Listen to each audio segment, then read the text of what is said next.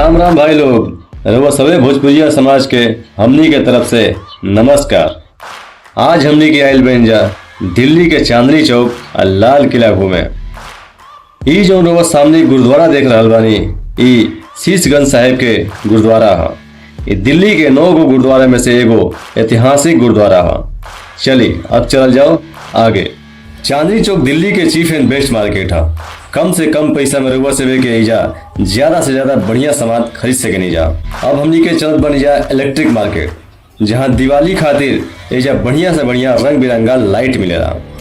एजा रउआ से के दिवाली में घर सजावे खातिर अच्छा से अच्छा मटेरियल मिली, वो कम से कम रेट में। लाइट देख के तो रउआ से के आँख चकमका गइल होई, काहे ना चकमकाइबे करी भाई। रउआ से ई मत सोचन जा कि बहुत महंगा होई, ना ना, ये बहुत कम पैसा में मिलेला।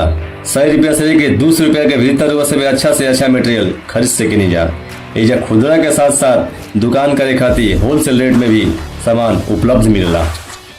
बिहार यूपी के हमारे जितना भी भाई लोग बाड़े जो छठ पूजा में या दिवाली में घर जाए चाहता है, वो एक बार एजा आके घर खातिर इलेक्ट्रिकल सामान जो भी लेवे के होई एजा चांदनी चौक में लेके जाए जा। कम से कम पैसा में रउआ से के ज्यादा बचत हो जाए। अब भर भर के बैग रउआ से एजा से सामान लेके जा सके जा। एजा दिया से लेके दिवाली के बैनर जो शुभ दीपावली लिखा रहेला वो सब एजा होलसेल रेट में भी उपलब्ध बाटे, वो भी एक से एक रंग। इलेक्ट्रिक मार्केट से निकल के अब हमनी के चलनी जा लाल किला के तरफ। तो हई देखी जा भैया, बैग टोपी जूता, अरे बाप रे बाप, इतना बढ़िया सामान। अब का बताई रउआ सब के भैया, जल्दी से जल्दी आई के रउआ सब मार्केट कर जा, ना तो पछताए के पड़ी।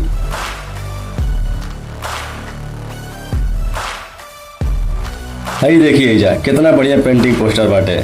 घर के रूम के भीतर दीवार में चिपकावे खेती ऐसे बढ़िया पोस्टर ना मिली। आई या एक बार मार्केट जरूर करी जा। हई बहुत ही सुंदर मंदिर बा, तो बोली जा जय सिया राम की। अरे यार, जूता चप्पल इतना बढ़िया आती में लेवल जाई।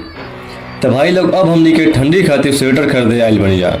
ई 350 रुपये के एगो स्वेटर बा, हर कलर में मौजूद, रुआ सब देख सके नहीं जा। तो हमनी के एजा 700 के 2 गो स्वेटर खरीदले बनी जा, बहुत ही सॉफ्ट और हर साइज में अवेलेबल रही जा। अब हमनी के बढ़त नहीं जा लाल किला के तरफ।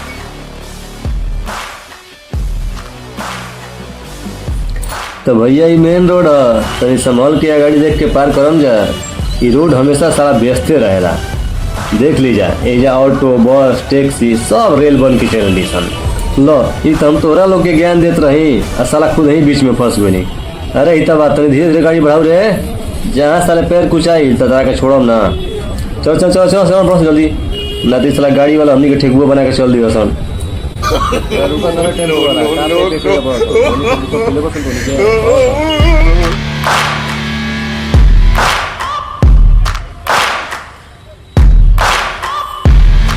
तो भाई लोग अब हमनी के लाल किला के मेन गेट पे आइल बन जा। अरे यार ई तो मेन गेट से एंट्री के जगह पे आउटिंग हो रहा बा। एजा विदेशी पर्यटक भी आइल बने। भीड़ तो ऐसे भइल बा जैसे कि साला सिनेमा थिएटर के बाहर शो खत्म के बाद होखे। तो भाई लोग गार्ड साहब के कहना बा कि आगे के गेट से ना पीछे के गेट से एंट्री होता। तो चलो चला जाओ पीछे। अब तनी मैडम पर से नजर हटा के हिनियो देख ला लोग। हई मासूम मजबूर गरीब बच्ची कैसे अपन घर के पेट पाले खातिर रस्सी पे अपन कर्तव्य दिखा रहा बिया। भगवान कबो केहू के इतना भी मजबूर मत करस। माफी चाहतनी भाई लोग, हम तनी इमोशनल हो गए।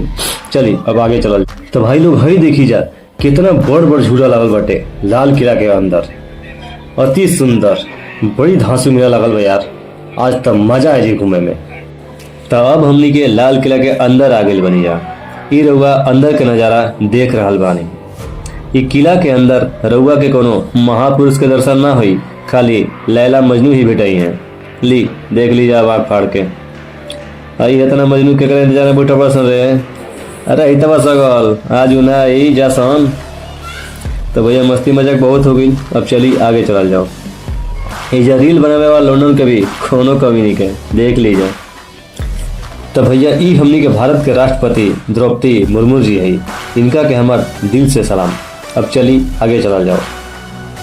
हाई मैडम लोग लगा था कि रील बनावे खातिर आइल भाई लोग, छोड़ा हमनी के का आगे चल जाओ। हाई ब्लू शर्ट वाला लगा था हमार साड़ू होकर रे तब बड़ा गौर से देखा तड़े। Roll camera action.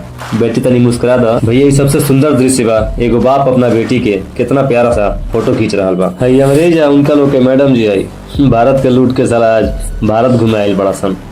भैया ये ऊ जगह है जहाँ हमनी के देश के प्रधानमंत्री मोदी जी 15 अगस्त के झंडा फहरेले रहन। दशहरा मेला में धनुष उठा के रावण के पुतला फूकले रहन।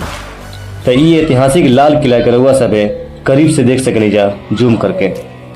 एहिजा कोनो ऐसा दिन नहीं के जब भीड़ मत होके। आज तो संडे है, आज तो भीड़ ट्रिपल होके के आली। हई दशहरा में बनल रामलीला कमेटी के अयोध्या द्वार है, देख लीजा। हई देखी जा एहिजा 200 रुपया के अच्छा खासा सेल्फी स्टिक मिल जाला। एक बार रउआ सभे एहिजा घूमे जरूर आइम जा। रउआ सभे के अगर किला के अंदर जाके घूमे के मन होके तो 50 रुपया टिकट लागेला। अगर रउआ सभे के विथ म्यूजियम घूमे के बा तो 80 रुपया मात्र टिकट के दाम बाटे। चूँकि हमनी के पास टाइम नहीं है, ऐसे हमनी के टिकट नहीं की जाले, काहे कि टिकट लेला के बाद घंटों तक लंबा लाइन में खड़ा होके पड़ेला। अब हमनी के रउआ सभे से अलविदा लेते बानी जा। जय राम जी की।